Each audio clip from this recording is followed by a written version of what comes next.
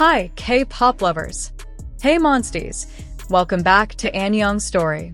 Now, before we get into everything, I just want to say this. If you thought BABYMONSTER was impressive on a music show stage or in a music video, what happened at Jamsil Indoor Stadium over 3 nights starting June 26 is going to make you see every single member in a completely different light. This is not a regular concert recap. This is a full breakdown of the moments that fully exposed who each member of BABYMONSTER really is when the lights are on, the crowd is screaming, and there is nowhere to hide. And real quick, because this tour literally just started, some details are still coming in from fan cams and fan accounts. So at the end of this video, drop a comment if you caught something we missed, because we will cover it in the next video. But for now, here is what we have compiled, and trust me, it is already a lot. Also, stay until the very end because the last 2 members? The internet is still not over it. You will understand why. Let's go. So, BABYMONSTER's CHOOM World Tour officially kicked off in Seoul, and right from the very first second, it was clear this was not going to be just another K-pop concert.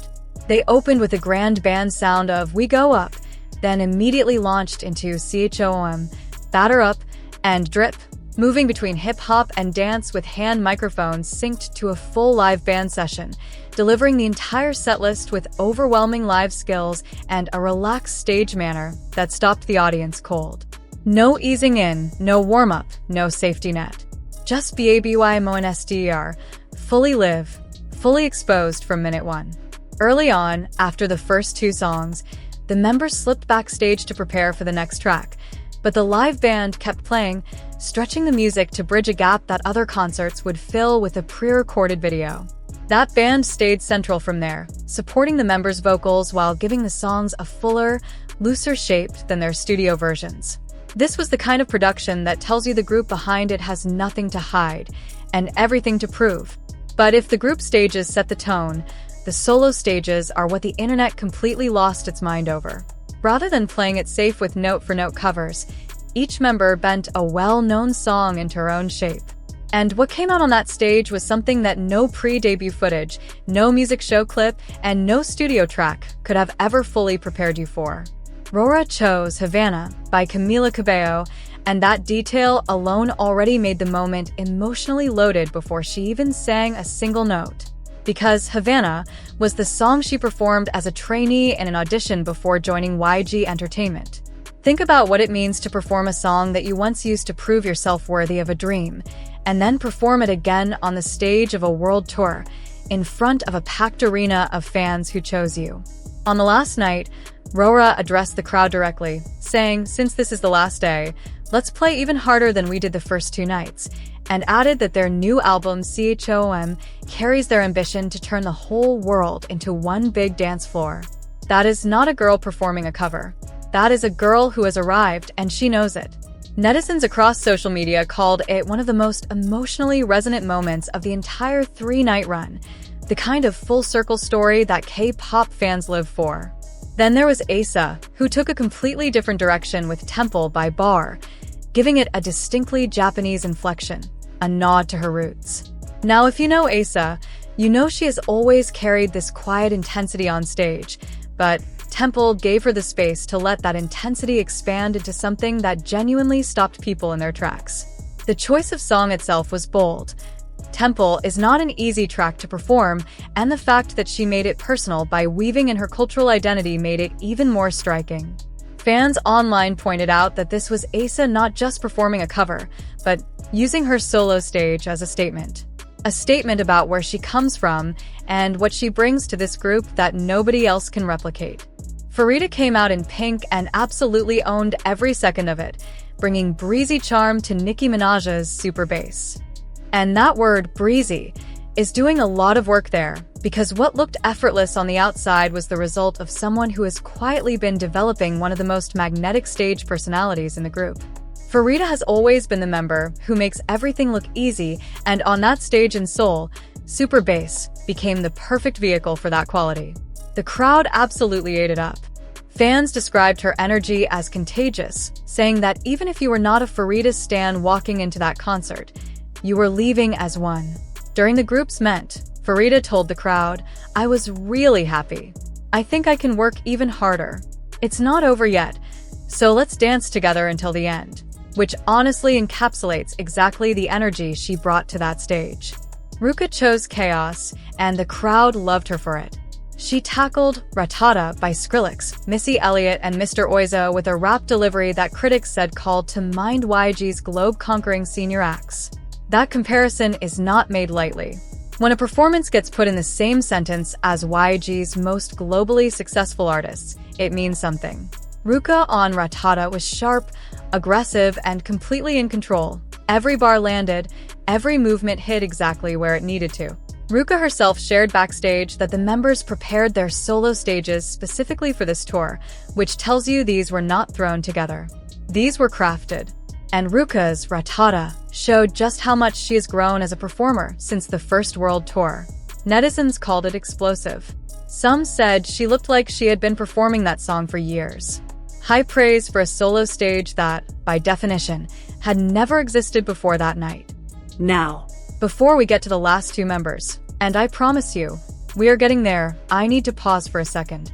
Because what this concert proved, even before the most talked about moments happened, is that BABYMONSTER as a whole is operating at a level that justifies every single piece of hype they have ever received.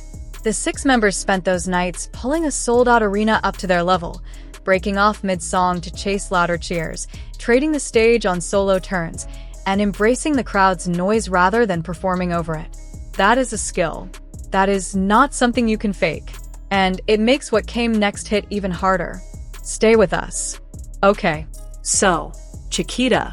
Chiquita drew gasps with a silhouette dance, the crowd able to make out only her outline against a striking red backdrop, before launching into her cover of Worth It by Fifth Harmony. Just that opening alone was enough to make the entire arena hold its breath. A silhouette, just her shape. And yet in that moment, with zero face visible and zero costume on display, Chiquita commanded that entire space with nothing but her body, her movement, and her presence. Videos from the performance rapidly spread across social media, generating millions of views across platforms. Her stage presence and dance skills earned massive praise from fans who applauded her professionalism and charisma. But it was not without conversation. The concept, which many viewers described as mature and sensual, sparked heated online debate, with some questioning the direction given her age. And this is where the internet truly split in two. On one side, fans celebrated Chiquita for her artistry, her technical execution, and the sheer command she brought to a stage that demanded everything from her. On the other side, the conversation shifted to questions about production choices and age-appropriate concepts, a recurring topic in K-pop that Chiquita's solo stage has now reignited on a much larger scale. Many fans came to her defense directly, emphasizing that she was simply performing the stage prepared for her and that criticism should be directed at the production team rather than the artist herself. And that framing matters. Because whatever your take is on the concept, what is not up for debate is this. Chiquita delivered. Technically, artistically, and in terms of pure stage presence, she gave one of the most talked about individual performances of the entire Seoul run. Netizens called her a one-woman show. One comment that kept reappearing across platforms said simply, "She was built for the stage." And after that Worth It performance, it is very hard to argue otherwise. And then came Ahyeon, saved for last on the solo stage lineup, and for good reason.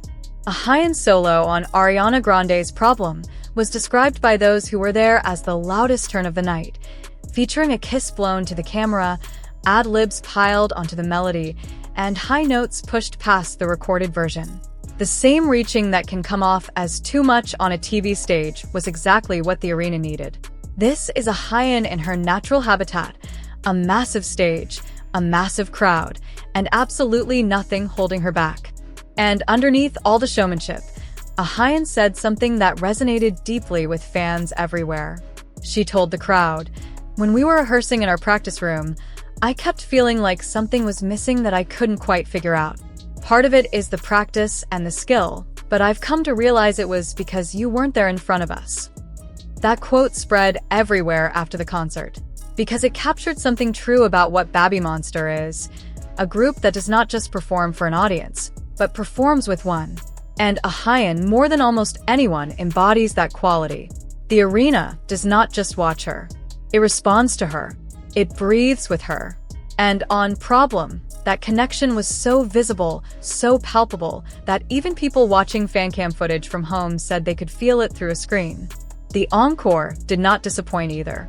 When performing remixed versions of Sheesh and Batter Up, the 6 members let the tight choreography go entirely, roaming the stage and jumping with the crowd rather than just dancing at it. It was the perfect ending for 3 nights that had already given fans more than they came expecting. The members closed with a message to MONSTIEZ, because you have always been by our side. Every moment is happy and grateful. We will become artists who give you the courage to like us for a long time. 3 nights, 29 songs, 6 solo stages, and a world tour that has only just begun. BABYMONSTER's CHOOM World Tour is set to span 18 cities across 5 continents, including their first ever solo dome concerts, a 2-night residency at Kyocera Dome Osaka in September 2026. If Seoul already looked like this, the rest of the world has absolutely no idea what is coming for them. And that is exactly what CHOOM World Tour has fully exposed. Not just the individual brilliance of every single member, but the collective force of a group that is only getting started. If you caught moments from Seoul that we did not cover here, drop them in the comments. We want to hear everything, and the best ones might just make it into our next video. Like this video if you enjoyed it, share it with a fellow Monstie who needs to see this, and subscribe to Ahyeon's story so you never miss a moment of the CHOOM era. We will see you in the next one. Ahyeon.